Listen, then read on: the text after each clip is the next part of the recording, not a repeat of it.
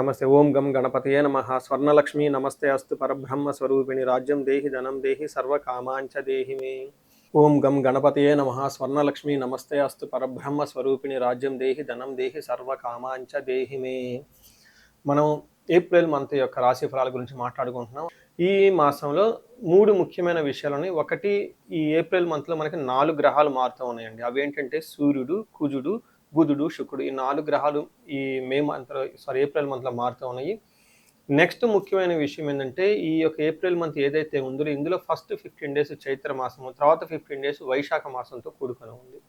ఇందులో ఒక విశేషం ఇంకొకటి ఏమంటే, మనకి 19వ తారీఖున మనకి వైశాఖ మాసము తృతీయ, శుద్ధ తృతీయ రోజున, ఆ రోజున మనకి 19వ తారీఖున అక్షయ తృతీయ పండగ ఆ రోజు మనకు జరుగుతూ ఉందండి. ఇది చాలా ముఖ్యమైనది. అంతేకాకుండా వైశాఖ మాసంలో ఉదక కుంభదానం అంటారు. ఇది చాలా మందికి ఐడియా ఉండదు. ఒక ఉదక కుంభదానం అంటే నథింగ్ బట్ అంటే వాటర్ బాటిల్ అని మనం అనుకోవచ్చు. కుంభం అంటే ఒక చెంబు లాంటిది కానీ, పాత్ర లాంటిది కానీ, మనకి పూజా షాపులో అమ్ముతూ ఉంటారన్నమాట. అలాంటి చెంబు లాంటిది, ఇత్తడిది కానీ, రాగిది కానీ తీసుకొని దాని నిండా నీళ్లు పోసి అందులో కొంచెం ఏదైనా జీలకర్ర కానివ్వండి, లేదంటే సుగంధభరిత యాలకులు కానీ వేసేసి, ఒక చిన్న స్వీట్ కానివ్వండి, లేదంటే ఒక చిన్న బెల్లం ముక్క కనేసి ఆ నీటిని అలా దానం చేయటాన్ని ఉదక కుంభదానం అంటారు.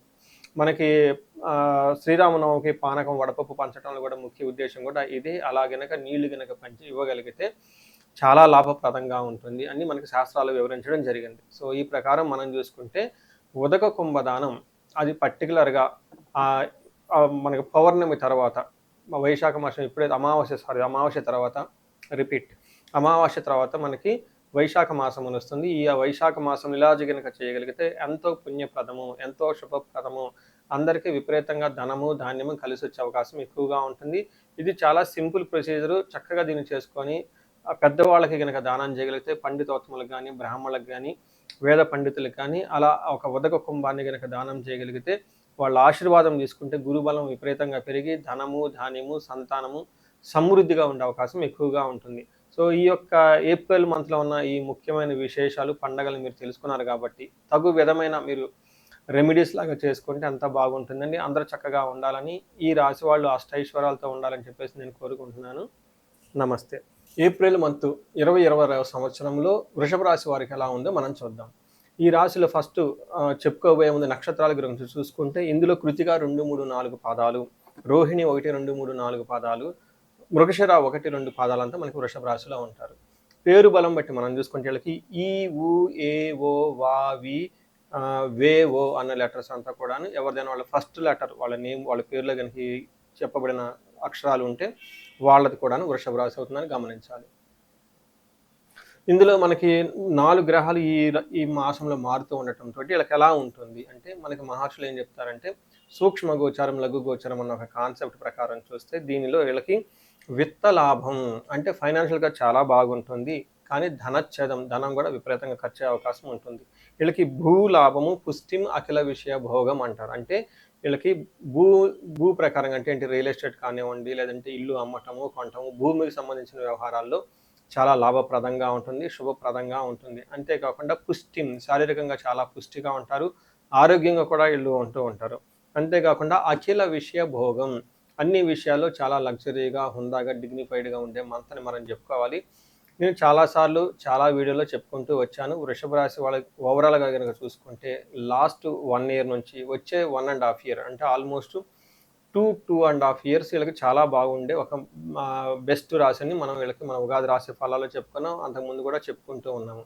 అదే విధంగా అందులోనే భాగంగా వీళ్ళకి ఈ మంత్ కూడాను చాలా బాగుంటుంది ఏప్రిల్ మంత్లో. అయితే ఒక్క విషయంలో చాలా కేర్ఫుల్గా ఉండాలి. అది జాబ్కి సంబంధించిన వ్యవహారాల్లో వీళ్ళు కొంచెం జాగ్రత్తగా ఉండటం ఎంతైనా ముఖ్యమని గమనించాలి.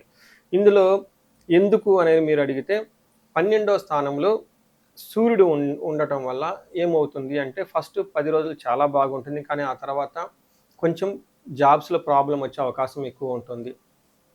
మనకి సూర్యుడు 12వ స్థానంలో కనుక ప్రవేశిస్తే మన మహర్షులు ఏం చెప్తారంటే, స్వస్థాన నాశనం చేయవ బంధురోగ ధనవేహ ప్రాణ పర్యంతమాపత్తిం అవమానం రవి వ్యయస్థానే అంటారు. అంటే 12వ స్థానంలో కనుక సూర్యుడు ఉండటం వల్ల ఏమవుతుంది, స్వస్థాన నాశనం చేయవ, ఏదన్నా మంచి జాబ్లో ఉన్నా ఉన్నత పదవిలో ఉన్నా అందులో చాలా ప్రాబ్లమ్స్ వచ్చే అవకాశం ఎక్కువ ఉంటుంది. చాలామంది ఉద్యోగం కోల్పోయే అవకాశం కూడా ఎక్కువగా ఉంటుందని గమనించాలి.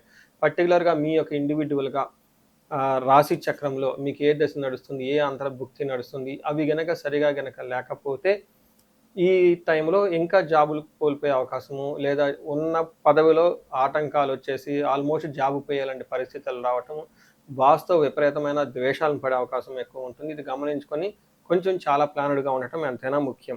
దీంతే గాకుండా ప్రాణ పర్యంతం ఆపత్తి. ప్రాణాలు పోయే అంతగా ప్రాబ్లమ్స్ రావచ్చు. అంతేకాకుండా విపరీతమైన అవమానం. చూడండి, బాగా సంపాదించి ఒక జాబ్ పోతే అది ఎలా ఉంటుంది? చాలా అవమానంగా ఉంటుంది. ప్రాణం పోయేంత అలాంటి ఫీలింగ్ కూడా ఉంటుంది. ఎందుకంటే మనకు బ్రెడ్ అండ్ బటర్ జాబ్ నుంచే వస్తుంది కాబట్టి. మళ్ళా ఈ టైంలో జాబ్ దొరుకుతుందా లేదని చాలా అన్‌సర్టెనిటీగా, బాధగా కూడా ఉండే అవకాశం ఎక్కువగా ఉంటుంది. సో, ఇదంతా గమనించుకొని ఉద్యోగ విషయంలో కొంచెం జాగ్రత్తగా, అలర్ట్‌గా ఉండటం, అలానే తగు పరిహారాలు చేసుకోవటం ఎంతైనా ముఖ్యం. కుజుడు ఈళ్ళకి 11వ స్థానంలో ఉండటంతోటి ఇది ఒక మంచి పొజిషన్ కుజుడికి అని మనకి శాస్త్రంలో వివరించడం జరిగింది. 11వ స్థానంలో కుజుడు ఉంటే ఏమవుతుంది? ఆరోగ్యం, అర్ధలాభం, సంతోషం, వస్త్రలాభకృత్, యత్న కార్యానుకూలత్వం, ధైర్యం ఏకాదశికే కుజ అంటారు. అంటే ఈ రాశి వాళ్ళకి కుజుడు 11వ స్థానంలో ఉండటంతోటి ఆరోగ్యంగా బాగుంటుంది, ధన సంపదలు బాగుంటాయి, సంతోషంగా ఉంటారు, షాపింగ్స్ అవన్నీ చేసి బట్టలు కొనే అవకాశం ఎక్కువగా ఉంటుంది. యత్న కార్యానుకూలత్వం, ఏదైనా గనక మనం ప్రయత్నం చేస్తే అందులో ఆ కార్యం అనుకూలమయ్యి చక్కగా సక్సెస్ వచ్చే అవకాశం ఎక్కువ ఉంటుందని గమనించాలి. ఈ రాశి వాళ్ళు ఒక్క విషయంలో కొంచెం జాగ్రత్తగా ఉండాలి. మీరు బాగా కష్టపడి సంపాదించుకున్న ధనాన్ని కోల్పోయే అవకాశం ఎక్కువగా ఉంటుంది. కానీ ధన ప్రవాహం అయితే బాగుంటుంది. ఫైనల్‌గా శుక్రుడు మనం చూసుకుంటే ఈ రాశి వాళ్ళకి 1వ స్థానంలో శుక్రుడు ఉండటం వల్ల చాలా బాగుంటుంది అని మన శాస్త్రంలో వివరించడం జరిగింది. మన మహర్షులు గ్రంథాల్లో వివరించారు. దాని ప్రకారం వీళ్ళకి అర్ధలాభాచ అంటే ఏమని చెప్తారు? అర్ధలాభాచ స్తౌఖ్యం పరస్త్రీ సంగమం తదా యత్న కార్యానుకూలత్వం జన్మకే భృగునందనే అని మనకి సంస్కృతంలో చెప్పారు. దీని మీనింగ్ ఏంటి?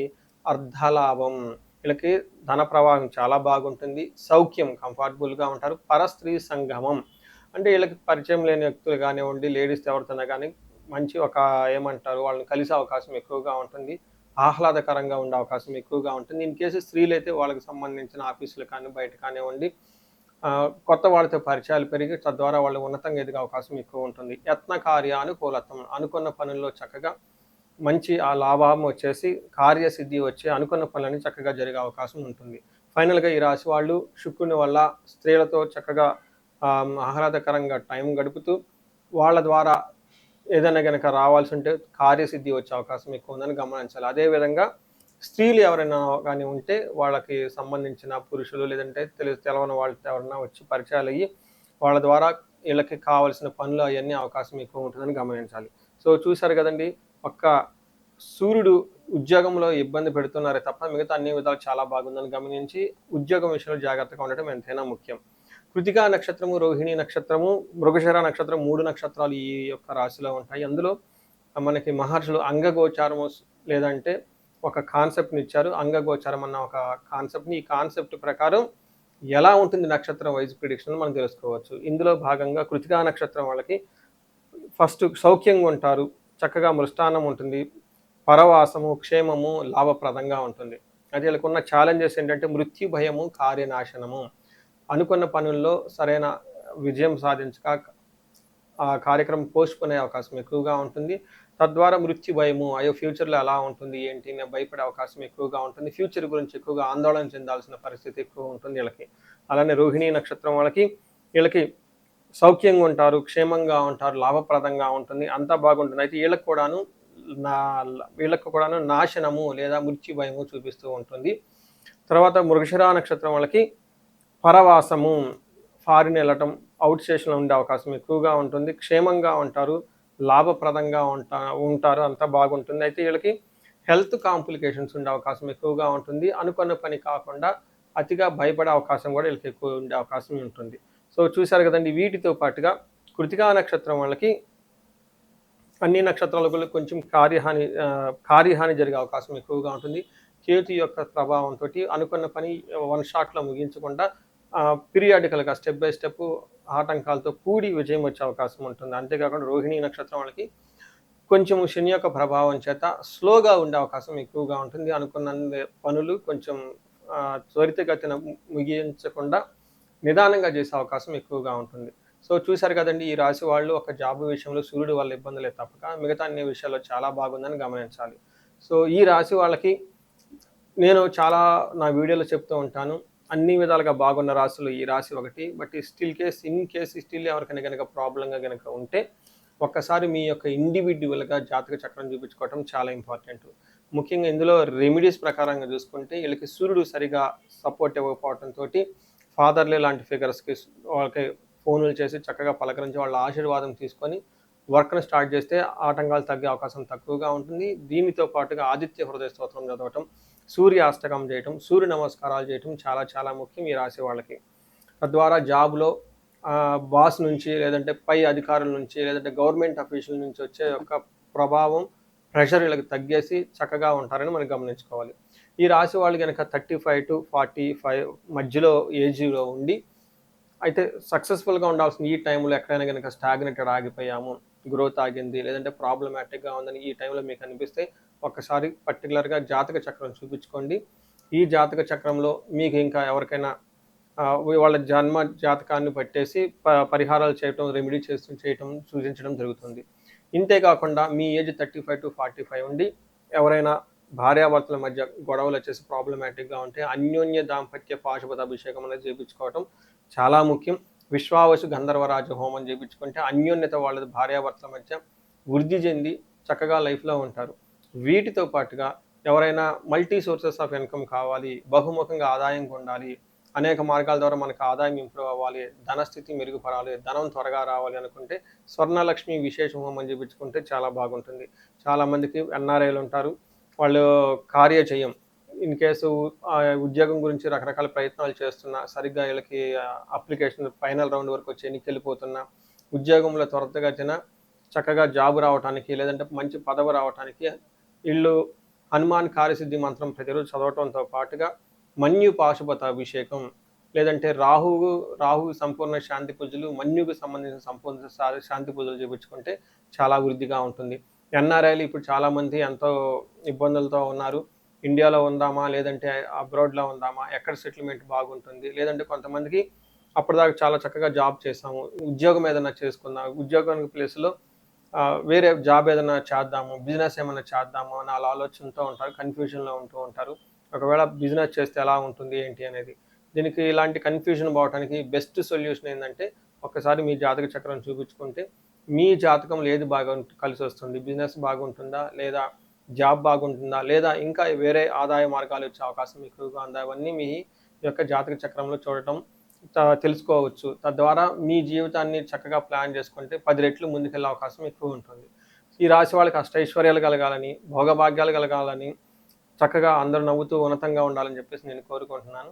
నమస్తే. సో, ఈ రాశి వారికి గనక చూసుకుంటే ఎవరైనా బహుముఖ ఆదాయము, okay, multi sources of income ఎవరికైనా గనక కావాలి అనుకుంటే వీళ్ళకి స్వర్ణలక్ష్మి విశేష హోమం చేపించుకోవటం చాలా చాలా ముఖ్యం. ఈ స్వర్ణలక్ష్మి విశేష హోమం ద్వారా మీకు ఇన్‌కమ్ అనేది ఎక్స్‌ట్రా వచ్చే అవకాశం ఎక్కువగా ఉంటుంది. దీనితో పాటు ఎవరికైనా జాబ్‌లో బాగా ఇబ్బందులు పడుతూ ఉంటే, కార్యజయం లేకుండా ఆటంకాలు కలుగుతూ ఉంటే మన్యు పాశుపత అభిషేకము చేపించుకుంటే వీళ్ళకి కార్యజయం వచ్చేసి జాబ్‌లో చాలా ఉన్నతంగా ముందుకు తీసుకెళ్ళే అవకాశం ఎక్కువ ఉంటుంది. ఇంతే కాకుండా భార్యాభర్తలు ఎవరైనా గనక ఇబ్బందుల్లో ఉంటే, వాళ్ళ మధ్య సరైన అవగాహన లేక ఒకళ్ళతో ఒకళ్ళు గనక ప్రాబ్లమ్స్ ఉండి ఉంటే వీళ్ళ మధ్య అన్యోన్యత పెరగటానికి అన్యోన్య దాంపత్య పాశుపత అభిషేకము, వీటితో పాటు విశ్వావసు గంధర్వరాజ హోమం అని ఉంటుంది. ఇవి చేసుకుంటే భార్యాభర్తల మధ్య వాళ్ళ జాతకంలో ఎక్కడైనా గనక ప్రాబ్లమ్స్ ఉంటే అవన్నీ తొలగిపోయి అన్యోన్యత పెరిగి చాలా చక్కగా కలిసి ఉండే అవకాశం ఉంటుంది. ఇంతే కాకుండా కొంతమందికి విపరీతమైన శత్రుబాధ ఉండటము, లేదంటే రాహు దశ నడవటం వల్ల వాళ్ళకి విపరీతమైన మానసిక టెన్షన్లు, వేదనలు ఉండే అవకాశం ఎక్కువగా ఉంటుంది. లేదా యక్షరాక్షస పీడలు అంటారు. ఇలాంటి వాటికి మీరు చక్కగా నవదుర్గా హోమము, చండీ హోమం గనుక చేపించుకోగలిగితే చాలా చక్కగా ఉంటుంది. మీకు ఎలాంటి సమస్య ఉన్నా, అది హెల్త్ కానివ్వండి, ఇంకొకటి కానీ, మీ ఏజ్ పర్టిక్యులర్‌గా 35-40 సంవత్సరాల మధ్యలో ఉండి, లైఫ్‌లో కెరియర్‌లో అప్పటిదాకా చాలా చక్కగా దూసుకొనొచ్చేసి, ఈ ఏజ్‌లో మీకు అరౌండ్ 40 అటు 5 ప్లస్ ఆర్ మైనస్ 4, 5 ఇయర్స్ ఉండి, కెరియర్‌లో గనక బ్రేక్ వచ్చినట్లయితే ఆగిపోయారు, స్టాగ్నేటెడ్ అయ్యారు, గ్రోత్ లేదని మీకు గనుక అనిపించేస్తే ఒక్కసారి ఇండివిజువల్గా జాతకం చూపించుకోవడం చాలా చాలా ముఖ్యం. ఎందుకంటే ఈ టైంలో మీకు చాలా వరకు ఉన్న శాపాలు లేదంటే గ్రహ యొక్క దోషాలు అడ్డం పడి మీ గ్రోత్ని ఎదగకుండా ఆపేసే అవకాశం ఎక్కువగా ఉంటుంది. సో ఎలాంటి సమస్య ఉన్నా ఒకసారి ఈ ఏజ్ వాళ్ళు ఖచ్చితంగా జాతకం చూపించుకొని తగు పరిష్కారాలు తర్వాత పరిహారాలు చేసుకుంటే లైఫ్ ముందుకెళ్ళే అవకాశం ఎక్కువగా ఉంటుంది. ఈ రాశి వాళ్ళకి అష్టైశ్వర్యాలు కలగాలని, భోగభాగ్యాలు కలగాలని చెప్పేసి నేను కోరుకుంటున్నాను. నమస్తే.